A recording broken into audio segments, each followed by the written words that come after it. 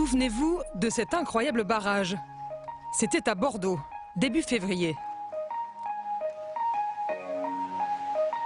Il reste 2 sauts. Voilà. Allez, Là, il peut aller chercher voilà, attention au dernier. La victoire provisoire. Oui, ça tient. Il descend le chronomètre. 35-92, Julien Epaillard. Au terme d'une longue finale à 19, Julien Epaillard et Catherine Larocque s'imposaient dans l'étape Coupe du Monde. Une première victoire dans ce circuit pour le cavalier, mais aussi pour son imposant B de 13 ans. Avant de s'illustrer sous la selle de Julien Epaillard, Catherine Larocque a fait ses gammes chez Michel Écart. Le fils de Quickstar est un talent précoce.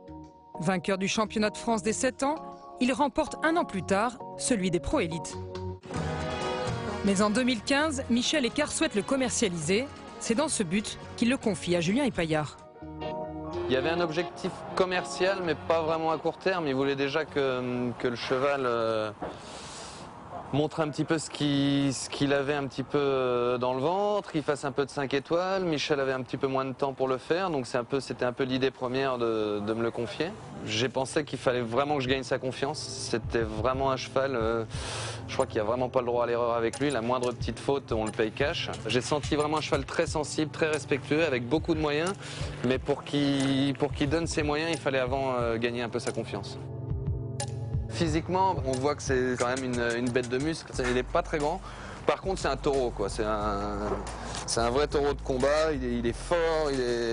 Quand il galope, on sent vraiment une grosse puissance. Il a le jarret qui vient très bien en dessous. Il est capable de se réengager. Dans une combinaison très courte, il est capable de vraiment faire une toute petite foulée pour un grand cheval. Et ça aide beaucoup. Lorsqu'ils se rencontrent, l'entente est immédiate. Il remporte le Grand Prix 3 étoiles de Padenborn en Allemagne, se classe dans celui de la Capelle le week-end suivant. Le principal sponsor de Julien décide alors d'en faire l'acquisition. Mais la suite se révèle un peu plus compliquée pour le couple. On a eu des hauts et des bas, hein, un petit peu. Juste après cette victoire à Paderborn, j'ai laissé le cheval un petit peu souffler. J'avais décidé de le reprendre en indoor, dans l'idée de le monter à Lyon dans le Grand Prix, cette première année. Entre-temps, on a chuté à Saint-Lô sur le dernier obstacle, un Auxerre anodin. Il a fait une faute et on est tombé. Et le cheval a mis un petit moment à s'en remettre de ça. Vraiment, j'ai eu du mal à retrouver sa confiance. J'ai dû changer mes plans, refaire des petites épreuves. Il est vraiment sensible. Il est très respectueux. C'est aussi pour ça qu'il est respectueux. C'est parce qu'il est sensible. Donc vraiment toucher une barre pour lui, c'est vraiment quand il touche, c'est qu'il est pris. C'est pas du laisser aller. Même si au début ça a été super bien, j'avais pas compris tout ça. J'avais pas cerné le cheval au niveau caractère aussi bien que ce que je pensais. C'est un couple auquel j'ai tout de suite cru. Et bon, Julien est très en forme, le cheval a beaucoup de qualités, avait encore des points techniques un peu à travailler, était capable de rester un petit peu perché en l'air, de ne pas aller trop chercher ses deuxièmes barres d'Auxerre. Mais là, on sent que ça commence à se mettre en place.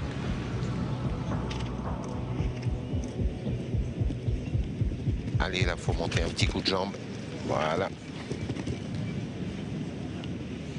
Et toujours dans le chrono, Julien, il n'y a pas de souci. Ah ouais, ça c'est belle perf. Doucement, le cavalier regagne la confiance de son B. 2016 est une année de transition pour le couple qui s'offre quelques belles performances en Grand Prix. Mais il lui faudra attendre Bordeaux début février pour remporter la plus belle de ses victoires.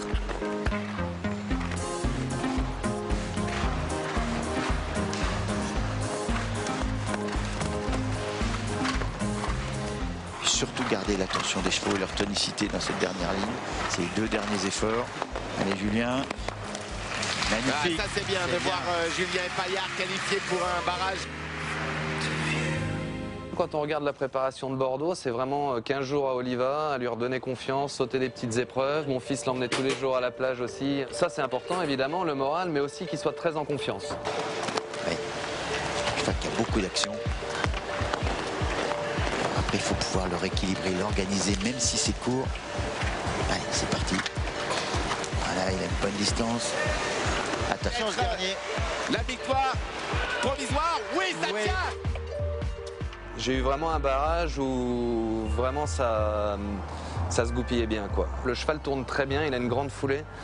C'est un cheval qui peut être vite, mais il faut vraiment que le parcours corresponde. Il y a quelques semaines, le couple récidivait sous la nef du Grand Palais. Il s'imposait dans le prix 24 Faubourg du Saut Hermès. Gagner en régularité sera son principal objectif cette année.